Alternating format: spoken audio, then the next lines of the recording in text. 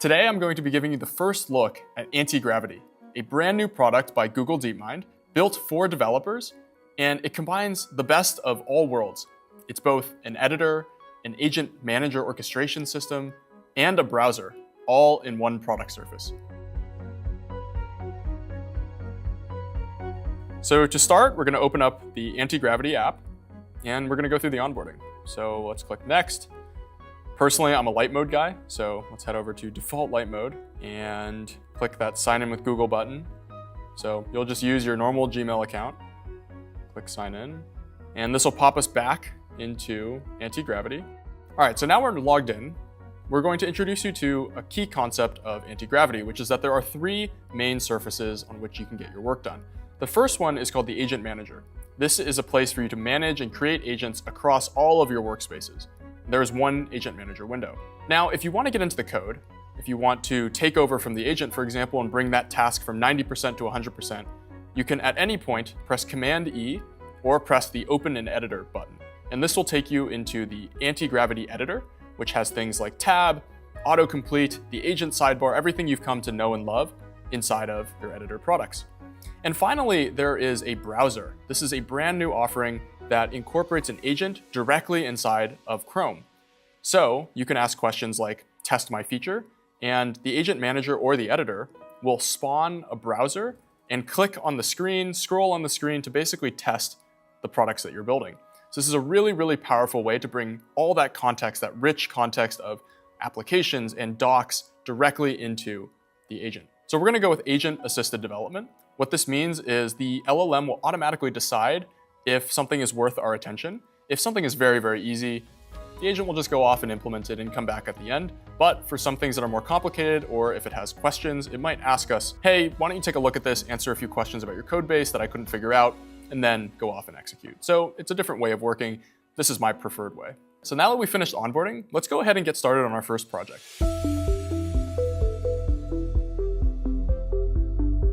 You'll notice on the left side, there is a sidebar, and we're going to go ahead and add a new workspace.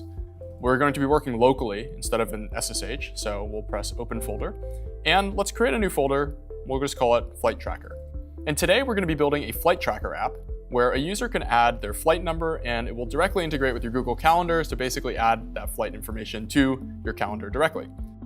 Build me a flight lookup Next.js web app where the user can put in a flight number, and the app gives you the start time, end time, time zones, start location, and end location of the flight. For now, use a mock API that returns a list of matching flights.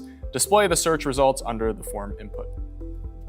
So it's going to start, and remember the setting that we chose for the agent to be making decisions on the user's behalf?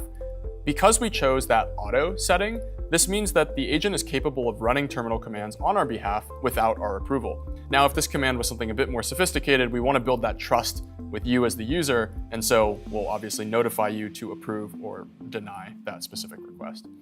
So we'll go off. It looks like we wanted to run create next app, and the agent will now start doing work on your behalf in the background, but you can always check in on its progress. And one of the really, really cool features for Antigravity is this notion of artifacts. So if you click the right sidebar, and this is available both in the editor and the agent manager, you'll notice that the agent is putting together artifacts. These are markdown files for the agent to sort of track its own progress, do research, and even generate findings. We see that the agent is keeping its own task list to keep track of its progress. And this is something that you can also follow along with. We have instrumented the Antigravity agent to work with three main artifacts. The first one is the task list, which you saw. And the other two are important for users to observe and approve. The first one is called an implementation plan. And this basically specs out some of the research that the agent did, and it will give you a report of what it's going to do prior to actually going off and making changes to your code base. And finally, there's a walkthrough, which happens at the end of an agent's task, and it will communicate what it did, as well as some of the verification steps it took to sort of prove that it completed it. This might take the form of screenshots or terminal commands that it ran or unit tests or heck, maybe even a PR description, things of that nature. And so it looks like our agent has done some research, and we're now going to open up our implementation plan. And you'll see this looks pretty good. It's putting together some components. It's telling me a bit about the styling, some of the ways that it's going to verify that it did the work correctly. This all looks pretty good to me. So now it's going to go off and start implementing all these files. It'll keep track of its progress in the task list, and you can follow along, or you could even go get a coffee and come back. It looks like the agent finished the code generation part, so now it's going to actually run the dev server so that we can check this out locally, and it wants to launch the browser. So let's go ahead and press setup. You'll press install extension. So let's go ahead and add this to Chrome. So what's really cool about Antigravity is that because of this browser integration, it can actually test the code that it just wrote all on its own. So here, we just generated a flight tracker, and now with that blue little cursor, it's moving its cursor around the screen to actually test our application. And in this case, it's adding in American Airlines flight 123, it's testing some invalid states, and it's basically going to deliver us a couple of screen recordings and a screenshot in our walkthrough report. So let's click review and we can see what it put together. It tells us a bit about the features that it implemented and, importantly, how it verified that the results were actually correct. So let's head back to our home. We call this the inbox. This is where you can spin up new conversations and check in on your progress across all your different agents, across all your different workspaces. And so now we're going to start 2 parallel tasks. And the beauty of Antigravity is that you can have the agent do work for you in the background while you focus on maybe a more complex task in the foreground. Let's have it do some research. So we want to hook this up to live flight data. So let's ask it to look up the Aviation Stacks API. I already have an API key if you want to test with curls. Look up the documentation and make sure you use the curl responses to get the interface. Let's make this app look a little bit more polished by giving it a logo. The beautiful part about being part of the Google DeepMind ecosystem is that we have direct access to Nano Banana and the latest image generation models directly inside of the product. So let's ask our agent, design a few different mockups for a logo for our app. I want one that's more minimalist, one that's more classic, one that's clearly a calendar, and any others that you think might fit. I want to use this as the favicon for our app. So let's head back home. Oh wow, it already looks like it's done with the logos. That was very, very quick. And you'll see that it generated, 4 different types of logos. I really do like the look of this classic aviation style one. So let's tell the agent to implement this one inside of our project. I like the global flight tracker with aviation theme. Add this as my favicon. And I actually should probably tell it to update my site title as well, since I think it's using whatever came out of the initial generation script. So let's go ahead and tell it to do that as well. And you'll see that we are sending it as a pending comment, which basically means the agent can take into consideration at some good stopping point in the conversation. So here, it already got started working on the favicon, but now it's also going to take into account that we want to change the site title. And we didn't even need to babysit the agent. We could just leave it and leave some comments and come back, and it takes it into account. It's smart enough to know when and how to inject this into our conversation.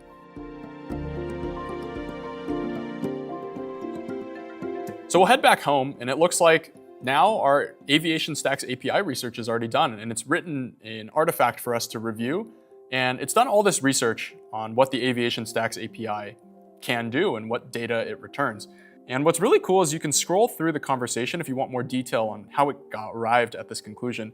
And it did a Google search to basically figure out what is the Aviation Stack API, what is the docs URL for this, and it went out and actually read those pages to put together this research. And I also love that because we gave it an API key, it's able to literally run the curl requests and get sample data so that we know with very, very high confidence and very high trust that this is correct. So this implementation plan looks pretty good. Let's actually tell it and leave it some comments. So just like a Google Doc, you can highlight text, leave comments, and just say, use the key I gave you in the .env.local. We'll scroll through the rest. And looks good to me.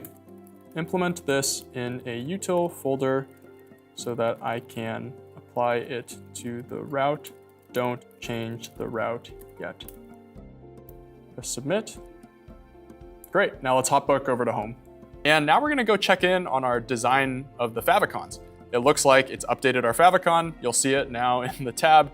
We should probably remove the white background at some point, but you kind of get the idea. It's able to do this work in parallel. So now we're sort of multi-threading our brain across these 2 different projects.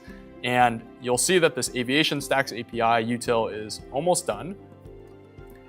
Great, so our agent has notified us that it's ready for review, and it looks like it created this new file, aviationstack.ts, in our utils folder, and it looks like it used a lot of the research that it did before to make sure that this is correct. And let's now hop into the editor so that we can really use this new util. We could ask the agent to do this, but I want to show you some of the features inside of the editor. We'll head over to where I think the route is, and you'll see all this logic for mock flights that came out of the original generation. And we can go ahead and delete all this. The editor is already suggesting that we replace our mock data with our live data. So let's go ahead and press Tab to accept this suggestion. We're going to press Tab again, include the import, and now let's just make sure that the rest of our UI is using these new type declarations from the API as opposed to the mock data. So we'll go into page TSX and we'll start poking around. Looks like we'll need to change the shape of the data. So instead of flight, which is the mock API schema, we are going to use the one from the API itself. It's called Aviation Stack Flight Data. Because the agent has context over all the files in your codebase as well as the internet documentation that we retrieved earlier, we can just tab and change all the instances in our UI of using the mock data to using the API data.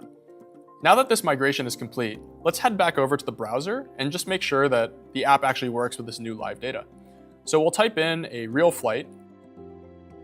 Looks like American Airlines Flight 100 is taking off from JFK and landing in Heathrow. So our app seems to be working. Now, let's put a bow on it. We want to be able to add this flight into our Google Calendar. Let's ask the agent to do this for us. For each flight result, make the entire card clickable to open a Google Calendar link with the flight information, notably the times and locations. Test this with the browser and show me a walkthrough when you are done. Again, we could let this task run in the background, but this product is really mind-blowing sometimes, so let's actually watch it side by side. The agent will also show you what it's thinking about while it's doing its work. So here it's saying reviewing clickable items, it's starting to map some of the flight data, and now it's going to go off and read some of the files that are relevant for this conversation. It looks like it's implementing the Google Calendar integration, and the agent divides things into sections so it's a bit easier for the user to follow along. Of course, you can always get into the nitty-gritty by going to the editor and showing all the steps. So it looks like it's done, and it's now going to the browser and actually testing this feature. So when the blue border is visible, this means that the browser is under the agent's control. And here it's testing out American Airlines Flight 100 and can move the cursor to click, and now you can see we are able to add this flight to our calendar. And now that the agent is done using the browser, it's going to put together a walkthrough. This is the third and final artifact to show us that it is indeed done with the task that we requested. And here you can see sort of some of the features that it implemented here, the Google Calendar integration, and that it verified using American Airlines Flight 100. And let's head back over to a browser. We can try this feature ourselves. We'll come in here, put in American Airlines Flight 100. Looks like data is flowing correctly. And hey, it looks like it generated a calendar event for us. So let's head back over to our editor and let's commit this code. And there's a nice little button here to just generate a commit message. Again, this is context aware, so it's using your conversation history in addition to the files to come up with this commit message. This looks pretty good. Let's commit it. There you have it. We just built a new app from scratch in just a few minutes. And we believe that this is the new way for devs to get work done. Reviewing artifacts, managing multiple agents, and getting tasks over the finish line with an AI-powered editor. The Antigravity team is already hard at work on what's next, so stay tuned for future updates. I'll catch you all in the next one. A lot of agent demos focus on how easy it is to build a new front end from 0 to 1. But any experienced developer knows that it's not nearly as easy to use an agent to take that front end from 1 to 100. You have to take screenshots of the current state, try to explain the desired change with prompts, and hope that the agent understands what change you actually want to make on the overall page. That is a frustratingly slow iteration loop with the agent. Let's say that I ask the agent to build a new web page based on this Figma. The agent is able to navigate to the Figma page, take a screenshot, implement the web page to the best of its abilities, and then take a screenshot of the implementation. It's pretty close, but not quite. Instead of trying to prompt the agent to focus on certain incorrect elements, we can just open up the screenshot artifact and leave visual comments as if this were a design tool. The agent takes these selections and feedback into account to make the necessary modifications with much higher precision and accuracy. This process should feel a lot like working with another experienced developer or designer. Antigravity helps you truly bring your ideas to life.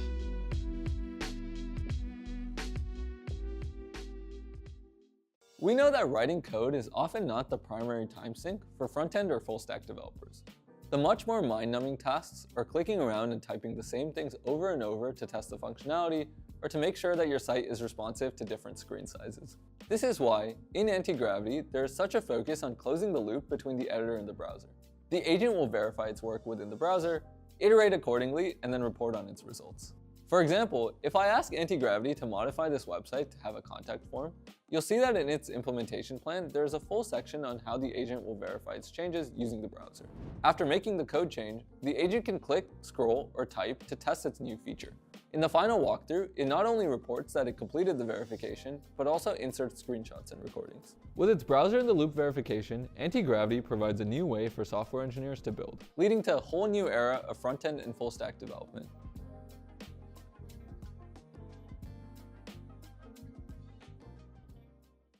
Any professional developer will tell you that context switching is one of the biggest reasons for lost time.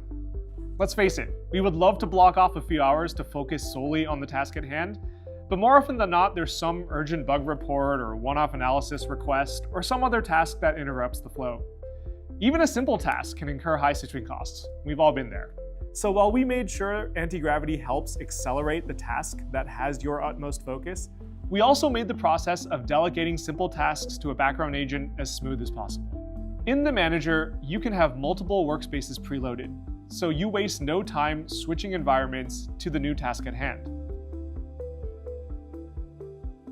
Then you can stay in flow with your main task. The agent will come back to you periodically if it needs your review or approval for an action.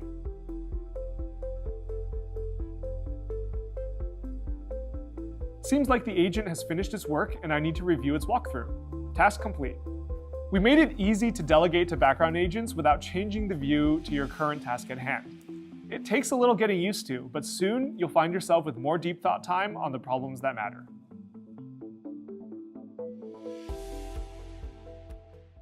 While agents are continuously getting smarter, they aren't perfect and they obviously cannot read our minds.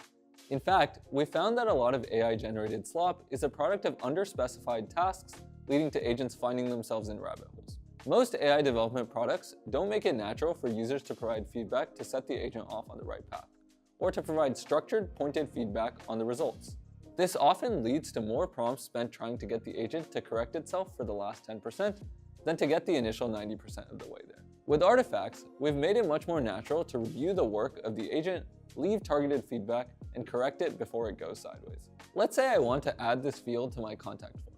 As expected, the agent goes out, does some code-based research, and comes back with a plan before starting to implement. This plan is most of the way there, but upon review, I want a couple of changes. I can leave comments on it like a standard Google Doc. The agent takes those points of feedback to update its implementation plan, which I can simply approve once I'm content. I can even leave comments on the resulting code changes to touch things up at the end. This should feel a lot like working with another developer, PM, or whoever else. Sometimes a little nudge goes a long way.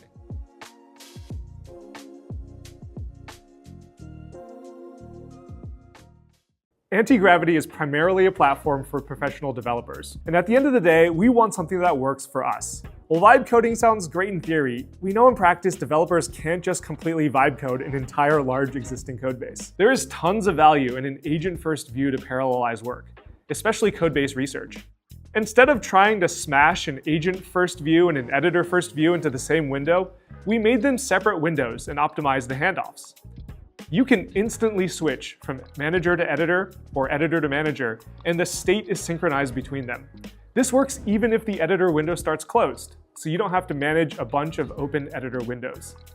The editor comes built in with tab, command, and a lot of the AI functionalities that you can trust as you polish code.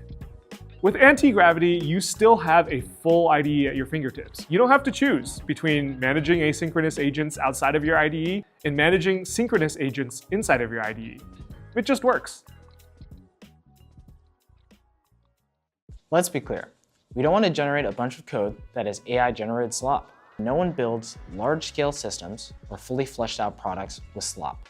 This is why, in Antigravity, there is such a focus on agents generating their own plan of verification, executing that plan, and then reporting on its results. For example, if I ask Antigravity to refactor this class as so, you'll see that when it generates an implementation plan, there is a full section on how the agent plans to verify its change. Specifically, it'll run all these unit tests that it found and make sure it passes.